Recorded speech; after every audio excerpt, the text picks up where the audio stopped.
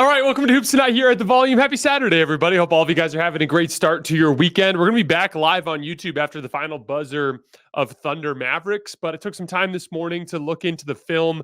I wanted to share some of the stuff that I found rewatching last night's Game 3 between the Wolves and the Nuggets and some specifics that helped unlock Denver's offense. So we're just going to get into the film. I've got 14 clips today. Then we'll get out of here until we get to the live show. You guys know the drill. Before we get started, subscribe to our brand new YouTube channel so you don't miss any more of our videos. Follow me on Twitter at _JasonLT so you guys don't miss show announcements. Don't forget about our podcast feed, wherever you get your podcasts under Hoops Tonight. And then keep dropping mailbag questions in those YouTube comments so we can keep hitting them throughout the rest of the postseason. So, as I kind of hinted at last night, setting up your man for screens, setting good screens was the main key for getting Denver's offense going. We're going to take a look at that at the film. But, it was funny when I looked back at it, really just being more violent and being the physically aggressive team was what turned things around for Denver. I thought that was really interesting because if you guys remember what I said after game 2, I was pretty specific about it not being about basketball. Sometimes there's this like kind of propensity for basketball fans to really focus on the big adjustment, right? It's like, oh, well, here's this schematic thing they did. Like, oh, we're going to switch this matchup, have this guy guard this guy instead of the other guy, or we're going to run more of this set, or defensively, instead of doing a high drop, we're going to do a low drop, or instead of doing a high drop, we're going to blitz, or instead of running a traditional pick and roll coverage, we're going to switch, right? Like there's all these different schematic things. And a lot of times it's like, just do what you were already doing, but do it better, right? And like one of the things I talked about after game 2 is go into game 3 and meet them in the mud. Make it nasty the same way they did to you. Meet their force with force, right? It's so funny. That's a saying that Darvin Ham used to use with the Lakers. And as much as Darvin Ham was a frustrating head coach, that was a saying that I really liked that he would use. Meet force with force, right? And in this particular game, from the opening tip, and you guys are going to see when we get to the first clip, there was a screen. Do you guys remember when Anthony Edwards was messing with his shoulder on the first possession? Jokic rocked him with the screen on the very first possession, and it just set this tone.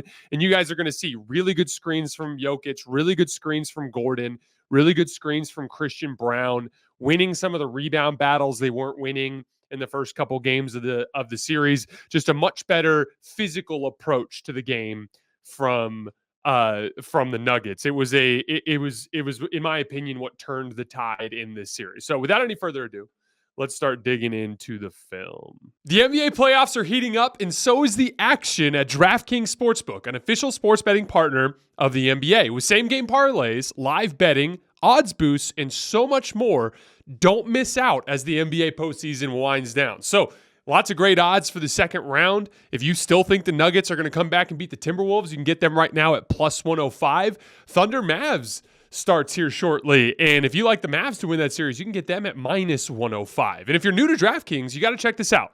New customers bet $5 to get 150 in bonus bets instantly. Download the DraftKings Sportsbook app now and use code HOOPS. That's HOOPS. That's code HOOPS for new customers to get 150 in bonus bets when you bet just $5. Only on DraftKings. The crown is yours. First possession of the game, right? We come out at the opening tip and we walk up the floor here and watch Jokic and watch this screen he sets on Anthony Edwards. The Nuggets don't score on this possession, but just watch this screen. Again, I'm going to run it through at full speed so you guys can see, but boom, just absolutely rocks him. And then the rest of the possession is kind of running around with a limp arm. They actually generated closeout opportunity for Michael Porter Jr. on the weak side. Good closeout from Jaden McDaniels. He just misses the shot. But again, from the opening tip, just just an absolute like sledgehammer of a screen from Nikola Jokic to just quickly set the tone. Like, we're here to fight tonight. Again, it's not, sometimes you can't even really get to the basketball until you join the physical fight. And Denver joined the physical fight in game 3. All right, this next one, so on that play, one of the reasons I got into rotation and went the other way was Anthony Edwards, after he got rocked, just kind of like started floating through the possession. Here's another bad Anthony Edwards defensive possession. So Jamal kind of shakes him off with the retreat dribble, right? So you saw that. So that hard dribble move, hard retreat dribble. This, by the way, is the way they teach you to beat ball pressure. When you're facing ball pressure, what they teach you at the lower levels is really aggressive, quick, and decisive dribble moves with quick retreat dribble. So downhill, downhill, downhill, retreat, bam. Now you've generated that gap, right? And in this gap, Anthony Edwards ends up on Jamal Murray's right-hand side. It never really closes that window, and he's worried about this Jokic screen. So he still kind of has this high angle to try to stop Jamal from using the screen. Jamal ends up rejecting the screen and just cleanly beating him off the dribble to the left-hand side. Nice, strong move to the rim. Anthony Edwards was really bad defensively early in this game. Here's another really good Jokic screen. Fast forward a little bit here. So again, Jamal catches here. Jamal's going to do a quick rip through to the left. And on the rip through to the left, just watch this screen from Jokic. Just absolutely rocks him. Bam. Again, he can't get through. So now Jamal Murray has a really good matchup that he likes against Karl Towns, which keep an eye on because that's going to continue to be a factor later on here. Little hesitation, pull up dribble, knocks it down. Again, so got a favorable matchup. Actually missed that one, but he makes more later. But gets a favorable matchup against Cat from a switch that's generated from a quality screen. Don't set the quality screen. Ant's going to chase him off, and then Cat's going to close back out to Jokic. Jamal hits one over Cat here in a couple clips. This one is okay. So do you remember last night when I talked about setting up your man for a screen? This is the perfect example of that. So, and Jamal's going to catch here on the wing. He's going to try to make a high post entry. And the main reason why is it's just a lot easier to set up his man for the screen without the ball than it is with the ball. And obviously, Anthony Edwards is really good at this type of defense. He struggles with screen navigation, but he's really good with ball pressure and one-on-one defense. So Jamal makes the post entry. Now, from here, watch as Jamal. Remember, I talked about this last night.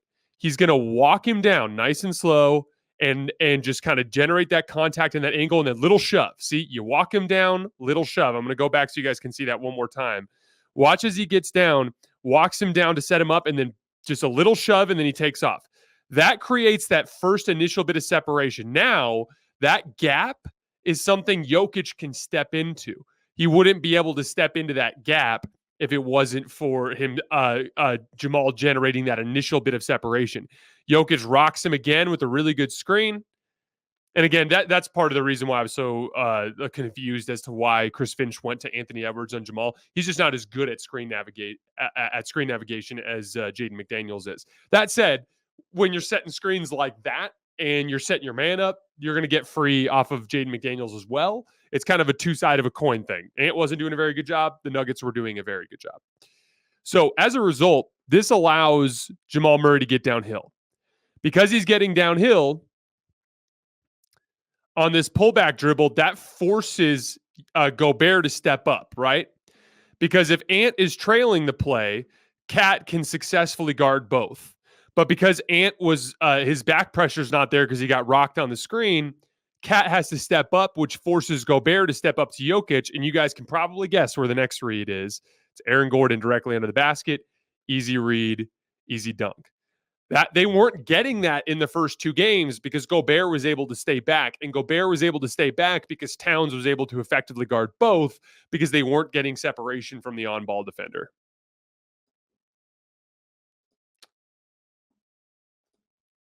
Here's another bad Anthony Edwards possession.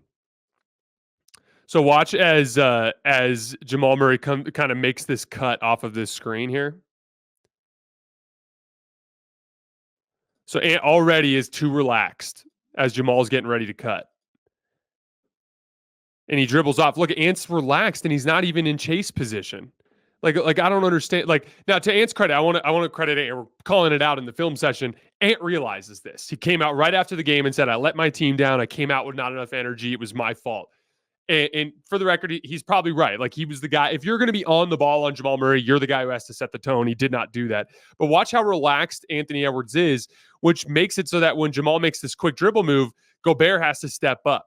If Ant stays attached, Gobert doesn't have to step up, but they both end up chasing, and that sends both of them to Jamal, which allows Michael Porter Jr. to shake free for the three-point shot. Let's see, this one. This is Gordon winning the offensive rebound battle underneath the basket. So heading down this way, and KCP on a back screen again. Once again, Anthony Edwards loses his man. KCP gets a good look, but look at this. This is a physical battle that the Nuggets were losing in the first two games. Gordon underneath, sandwiched by Rudy Gobert and Nickeil Alexander-Walker. He shoves Gobert in the back and gets it. And again, like that's the thing. Be the guy who's shoving. If they're going to let you shove, don't just stand there and bitch and moan at the refs while the Minnesota Timberwolves shove you around. Shove them right back. And I was just really impressed with the fight that Denver brought in game 3 to kind of flip that script. Even with this play right here, like it's like you can go up straight and get fouled by Gobert and have them not call it, or you can lead with your off arm and hit him first. Watch Michael Porter Jr. lead with that left arm and just hit Gobert with it. Bam. No, this is a fist fight, and we're going to fight too. Gets in there, off arm, gets the layup. This is an example of rescreening. This is a concept we've talked about a lot on the show. With rescreening, it's a good way to get the defender on the wrong side. So look, really good lock and trail from Nickeil Alexander-Walker. He's in that full bracket right there. So he's the backside of the bracket, forces Jamal to pull back out. But in the process, he created a little bit of separation on that little bit of a retreat dribble, which opens up the angle. And then right there, look at that little move there. So remember last night I talked about how setting up your man for a screen off ball is about kind of walking them down and then stopping and then cutting hard with a little shove, right? Setting up your man for a screen on the ball is about using a dribble combination to get your defender onto the wrong side of where he wants to be. Nickeil Alexander-Walker wants to be over here.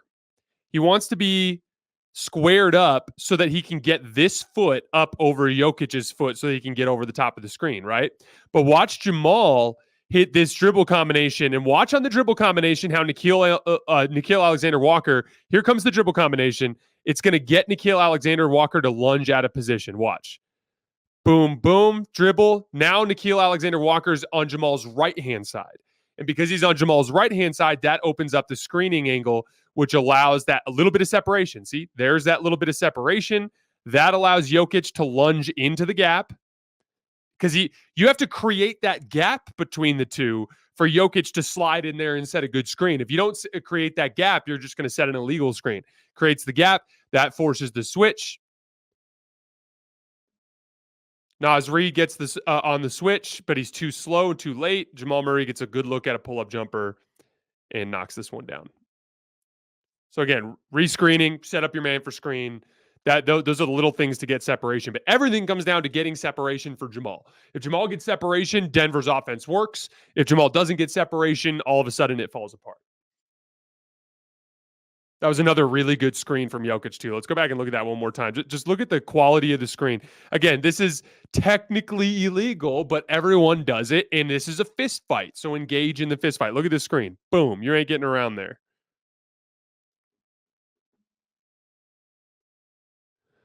One of the things I liked to try, because Jokic has been really unaggressive in this series so far. I liked using the two-man game with Gordon, and because Naz Reid's guarding Jokic, and Naz Reid is big and strong enough to kind of keep him flatten out some of his post-ups, but Gobert's too skinny. So the two-man game, this little inverted ball screen here, or regular ball screen with Gordon as the ball handler and Jokic setting it, that forces Naz Reid to shift out onto Gordon.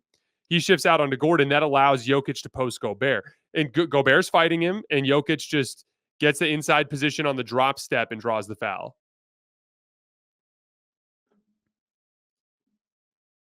I just like using that as an example of a way to get Jokic going offensively. Here's another one. I talked earlier about how Jamal Murray was pretty comfortable attacking against Karl Towns.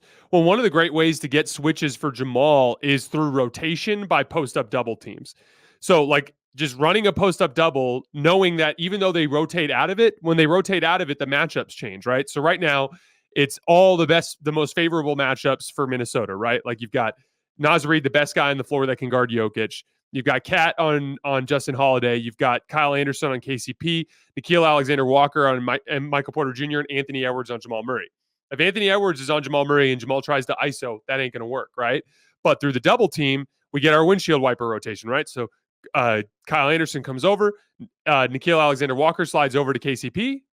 Ant slides over to Michael Porter Jr., which forces Cat to slide up to Jamal Murray. Now we have a favorable matchup for the ISO with 7 on the shot clock, and Jamal is just way more comfortable working in ISO against a guy like Cat.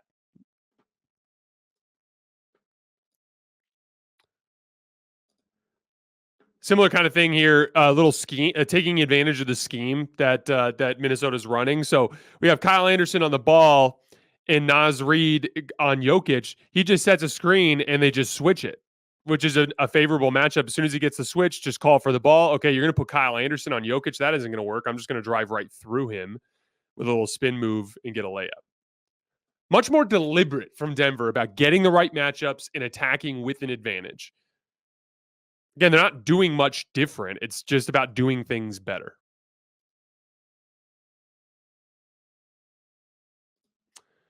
Four more. This is the Christian Brown screen. So, okay, we have a little two-man game here. This is that early second quarter stretch when Jokic is off the floor. Naz Reid is on Christian Brown.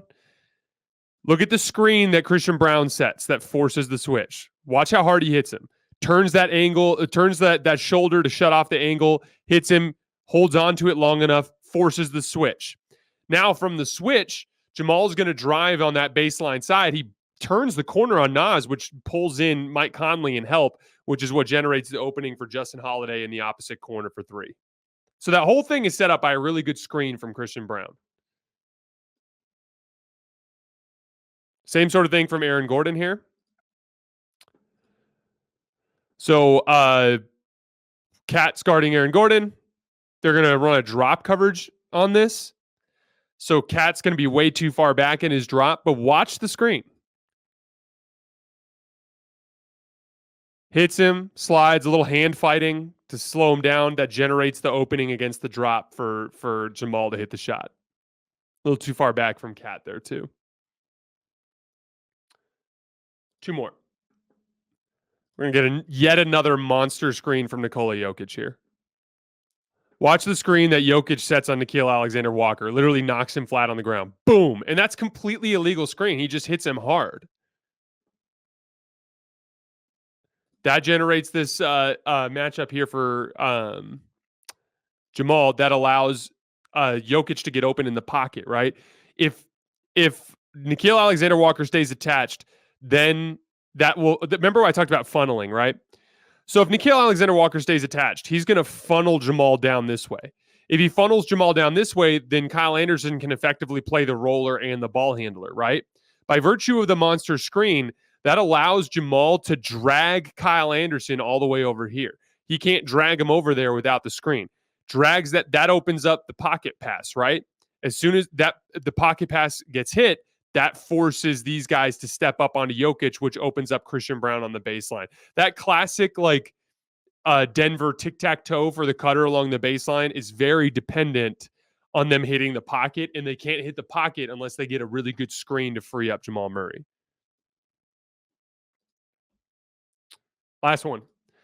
More physicality from Denver. Watch this swim move. This is the classic three-man game that Denver runs. You'll see it here in a second. So they're basically setting it up like it's going to be Jamal Murray pinning down for KCP to come off. But watch, KCP is going to back cut on Conley. But I want you guys to pay specific attention to what KCP does on this back cut. Watch. See that? Again, by the book, offensive foul, right? But this is a bloodbath. Everything in game 2 was a foul. So you better bring it into game 3. Swim move. That allows him to get open. On the cut, catches, draws both guys in help, kick out pass to Justin Holiday. Gobert rotates, forces the extra pass to Christian Brown. Wide open three they generate on the left wing by virtue of the swim cut from KCP. So again, it really wasn't about basketball. Denver got their ass kicked in a physical bloodbath, and what I was hoping they would do in game 3 and what I was really impressed by is they went into game 3 and they were like, no, we're big and strong too. Let us show you from the opening tip. We're going to hit you. We're going to hand fight and do all this stuff. We're going to beat you to loose balls. We're going to, it just was an ass kicking on a physical level that they took in game 2. And it was one of the many ways that Denver flipped the script going into game 3. So again, game 4 is going to be a bloodbath. I expect Minnesota to meet that physicality, and both teams are going to be playing at that level. It's going to be an epic game. I'm very much looking forward to it. We're going with Colin Cowherd after the final buzzer of that one. I will see you guys then. But don't forget, we're also live after Thunder Mavs, and we're also live after I think it's, what's the game tomorrow afternoon? Knicks Pacers. We're after Knicks Pacers tomorrow too. I'm also going to have an instant reaction on Sunday morning to the Celtics Cavs game tonight. So I will see you guys then.